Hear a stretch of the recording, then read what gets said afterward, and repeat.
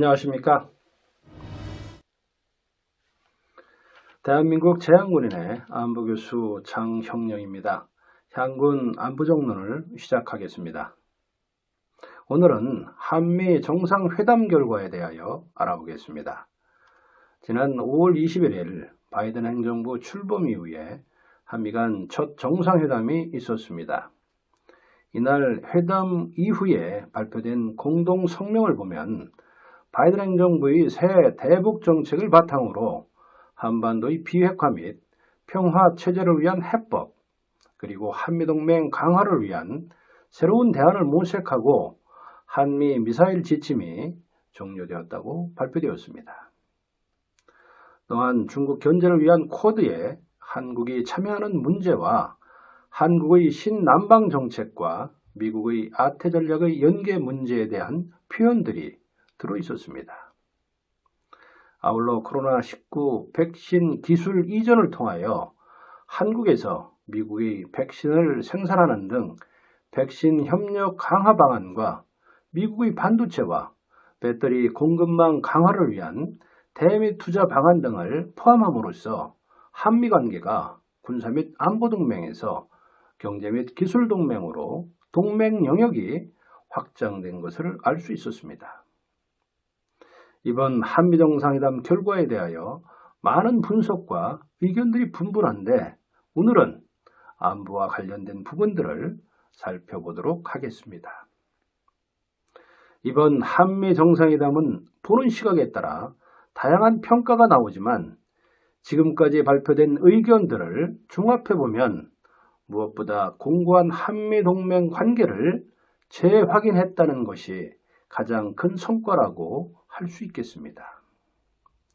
한국전쟁 참전용사인 랄프 퍼켓 예비역 대령의 명예훈장 수여식에 우리 문재인 대통령이 참석한 것은 외국 정상 중에 유일한 사례로 한미동맹의 의미를 더욱 뜻깊게 보여준 계기가 되었으며 정상회담 이후에 열린 미국 한국전 참전용사 추모의 벽 착공식도 혈맹으로 이어진 한미동맹의 중요성을 부각시킨 행사였습니다.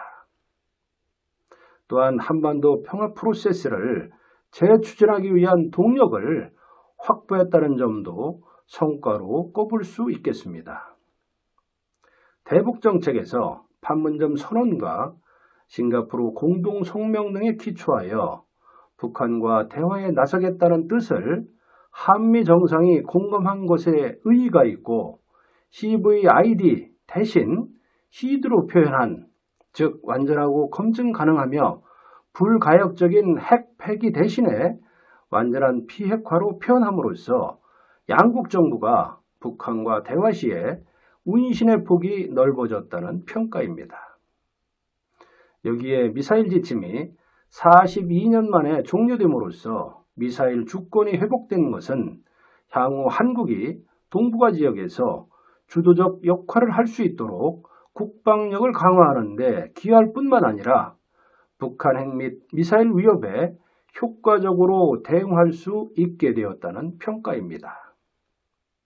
아울러 백신 글로벌 파트너십을 구축하고 한국군 장병 55만 명에게 백신을 직접 지원하기로 한 것은 미국과의 경제기술 협력 강화는 물론 한미동맹이 안보를 넘어서 가치 및 경제, 첨단 기술까지 확대된 것으로 평가되고 있습니다.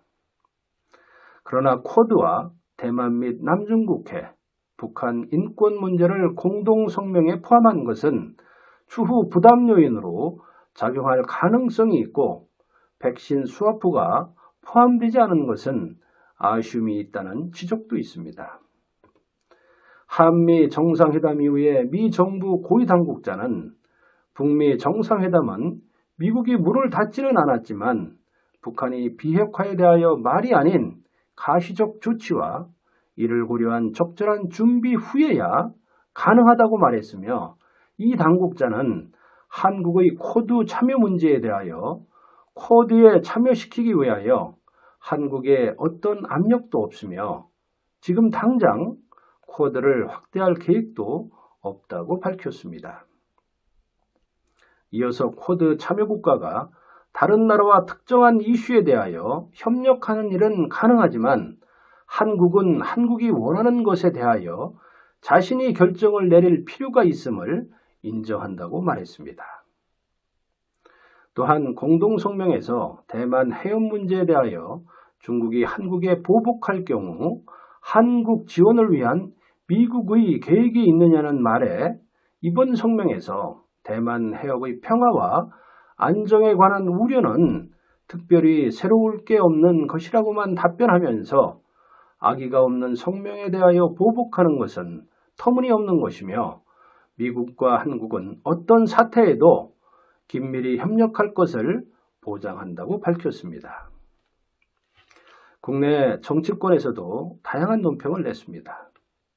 더불어민주당에서는 문재인 대통령과 바이든 대통령의 첫 번째 정상회담이 성공적으로 마무리된 것을 환영한다면서 양국 정상이 한반도의 완전한 비핵화 목표에 동의하고 판문점 선언과 북미 싱가포르 회담 성과를 이어가기로 한 것은 미국이 한국의 입장을 수용한 것으로 외교 노력의 결실이라고 평가하면서 특히 한반도 문제에 정통한 성김 대북 특별대표 임명은 북한의 핵 문제 조기 해결 의지를 드러낸 것이라고 강조했습니다.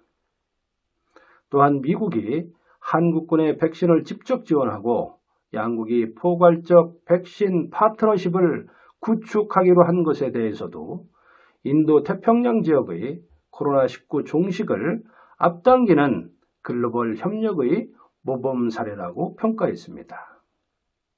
국민의힘에서는 백신 문제에 대하여 포괄적 파트너십을 구축하기로 합의하고 55만 한국군의 백신 지원 협력을 도출한 것에 대하여 환영한다고 밝히면서 한미 미사일 지침 종료 선언에 대해서도 유의미한 결과라고 밝혔습니다. 정의당에서는 이번 회담 결과에 대해 북미 관계, 남북 관계 복원의 중요한 출발점이 될 것으로 평가한다고 말하면서도 실용적 단계적 접근, 외교적 해결이라는 방향만 다시 반복적으로 언급했을 뿐 정작 중요한 구체적 행동 계획이 논의조차 안 된 것은 유감이라고 밝혔습니다. 백신과 관련해서도 미국이 내놓은 포괄적 백신 파트너십에 구체적 목표치가 제시되지 않았으며 결과적으로 파격은 없었다면서 정부는 구체적인 수급 계획을 미국 정부와 협의하여 나가기를 바란다고 촉구했습니다.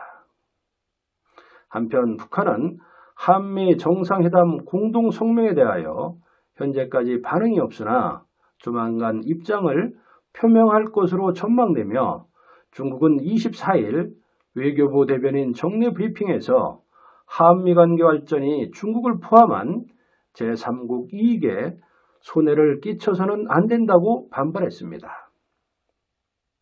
이어서 대만 문제는 중국 내정으로 어떤 외부 세력도 간섭할 수 없다면서 대만 문제에 대하여 말과 행동을 삼가고 불장난을 하지 말 것을 촉구한다고 강조했습니다. 한편 일본 NHK 방송은 한미 정상회담 공동성명에서 중국을 직접 언급하지 않은 것은 한미일 3국 협력을 강화하려는 미국과 중국에 대한 자극을 피하고 싶은 한국의 온도차가 부각된 것이라고 평가했습니다. 마이니치 신문은 대중정책 및 러시아 관계, 이란 핵 협상 등 외교안보 과제가 산적한 바이든 정부가 북한 문제를 해결하라고 서두르는 기색을 보이지 않았다면서 이것이 문재인 정부와 큰 차이점이라고 지적했습니다. 아사히 신문은 미국이 대북 특별대표에 성김 전 주한 대사를 임명하는 배려를 보였다면서도 두 정상이 북한 제재 완화를 위한 조건 등 구체적 조치를 내놓지 않았다고 분석했습니다.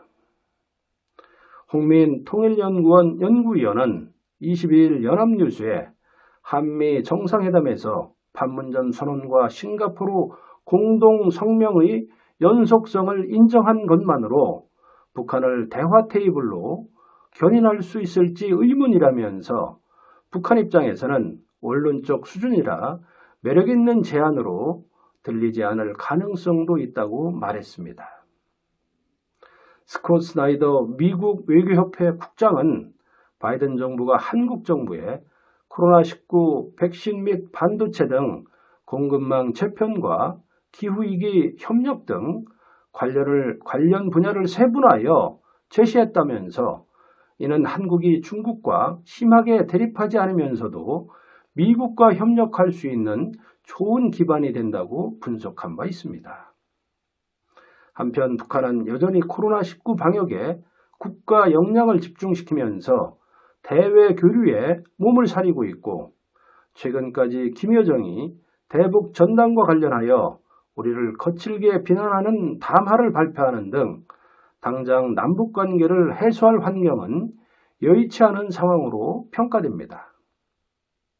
또한 북한 입장에서는 출범 초기인 바이든 정부의 북한에 대한 유화적인 메시지를 마냥 무시하고 버티기보다는 미국의 의중을 떠보기 위한 다양한 방법을 모색하기 위하여 고민이 깊어질 것이란 관측도 존재합니다.